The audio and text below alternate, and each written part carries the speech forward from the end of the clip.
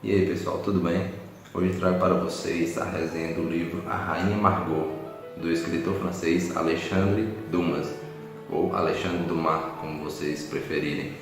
Este autor aqui ele dispensa apresentações.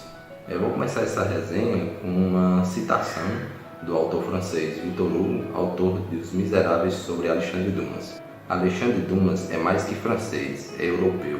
É mais que europeu, é universal. Alexandre Dumas é um dos meus escritores favoritos. Dele eu já li O Conde de Monte Cristo, Os Três Mosqueteiros, As Aventuras de Robin Hood e o quarto livro é A Rainha Margot.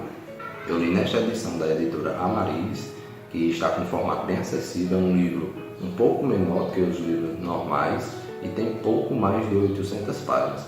Além disso, contém um prefácio sobre o autor e a obra. E a única ressalva que eu tenho que fazer com relação a essa edição aqui é sobre as notas. As notas, elas ficaram no final do livro. Aqui, as notas do livro está aqui no final. Existe também uma edição, se não me engano, lançada em 2001 pela Companhia das Letras, mas aquela edição não contém o texto integral, é um livro bem fininho. A única edição que eu acho que contém o texto integral é esta aqui. Há também um filme de 1994 sobre a Rainha Margot e, pelo que vi, ele parece ser muito bom, as pessoas falam muito bem sobre ele e em breve eu irei assisti-lo. A Rainha Margot foi publicada em folhetins entre os anos de 1844 e 1845 e compõe a trilogia renascentista. Os outros dois livros dessa trilogia são A Dama Montserrat e Os 45. O que são folhetins? Pequenas histórias, trechos e capítulos de um romance, eles eram publicados em jornais nas áreas destinadas ao entretenimento. Os folhetins eles tiveram papéis importantes na produção de obras como essa.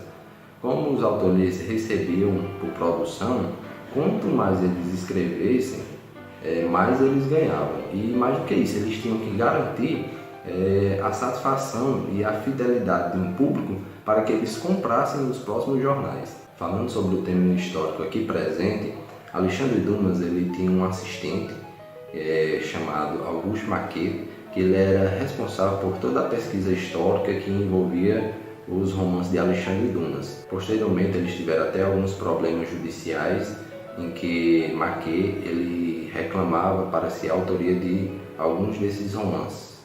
Um autor contemporâneo que faz também muito bem isso de aliar fatos históricos, figuras reais com personagens fictícios é Ken Follett. Por isso eu recomendo para vocês a leitura das trilogias O Século e Os Pilares da Terra. É até difícil de imaginar, mas A Rainha Margot ela foi escrita em caráter de urgência. Olha só, um romance como esse, dessa estrutura, foi escrito às pressas por Alexandre Dumas. Por que isso aconteceu? Porque o jornal, anteriormente, ele tinha publicado um romance de Balzac, só que esse romance ele foi uma catástrofe. Ele gerou o cancelamento de muitas assinaturas no jornal. Coube Alexandre Dumas, por meio da Rainha Margot, retomar essas assinaturas e, consequentemente, as vendas no jornal. O livro tem início com um casamento de Margarida, que é a Rainha Margot, e o rei de Navarra, no dia 18 de agosto de 1572. 18 de agosto são 6 dias que antecedem o massacre da noite de São Bartolomeu. O massacre da noite de São Bartolomeu foi o dia em que os católicos mataram milhares de protestantes em menos de 24 horas.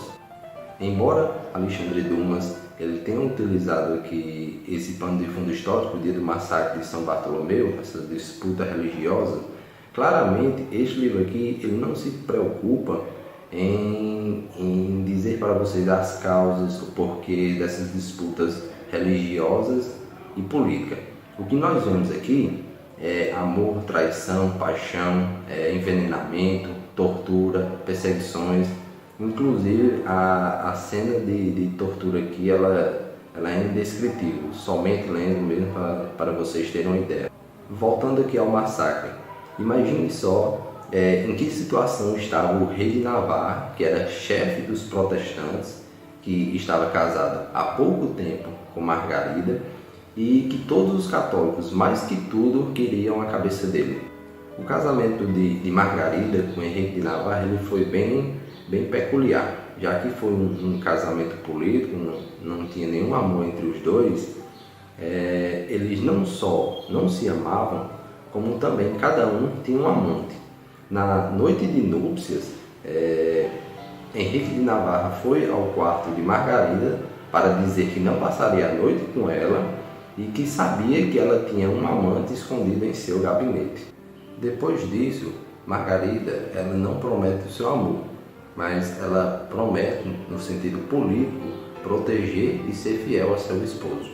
A França era regida pelo rei Carlos IX, que era irmão de Margarida e filho de Catarina de Médici. Carlos IX ele estava mais preocupado com a caça e gostava muito de caçar do que propriamente com a sucessão do trono. Só que um evento extraordinário fez com que Carlos ele nutrisse uma grande afeição pelo Duque de Navarra, seu cunhado. A sucessão do trono francês ele estava disposta da seguinte forma: Carlos era o rei e ele tinha dois irmãos, o Duque de Anjou e o Duque de Alençon. O Duque de Anjou ele seria o sucessor de Carlos, só que ele estava sendo rei na Polônia, portanto ele não poderia assumir o trono francês. O próximo seria o Duque de Alençon e Carlos pretendia tornar o Duque de Anjou o rei de outro lugar. Dessa forma, o próximo sucessor ao trono francês seria Henrique, o Duque de Navarra. É também aí que entra uma das figuras mais diabólicas e maquiavélicas do romance, que é a mãe de Carlos, Catarina de Médici.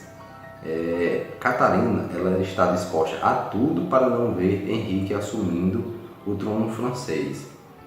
Contra seus inimigos, ela usa todos os tipos de artimanhas disponíveis para destruí-lo: espada, envenenamento, magia.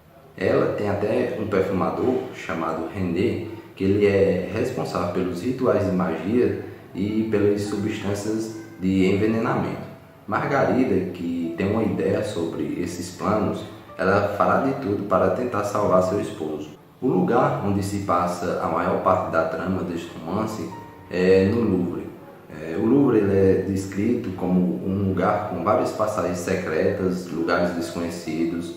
Na maioria dos diálogos aqui presentes no livro, sempre há uma pessoa atrás de uma porta de um lugar secreto escutando o diálogo entre os personagens. Há uma cena terrível no Louvre em que dois personagens eles vão para uma sala secreta e um deles ativa um mecanismo que abre uma porta no chão e que o outro cai a mais de 30 metros de profundidade. Nesse livro aqui é daí para pior. Eu não poderia deixar de citar dois personagens interessantíssimos que não fazem parte da nobreza, mas que eles estão presentes durante toda a narrativa, que é o Conde de la Mole, que ele veio para servir os huguenotes, e Coconnas, que serve aos católicos. Eles se encontram ocasionalmente na taverna e acabam se apaixonando, cada um à sua maneira, por mulheres que à primeira vista lhes parecem inacessíveis. Eles também são responsáveis pelas duas cenas mais comoventes desse livro aqui. Elas inclusive me fizeram até pensar sobre até que ponto a amizade de uma pessoa e o amor de uma mulher podem chegar.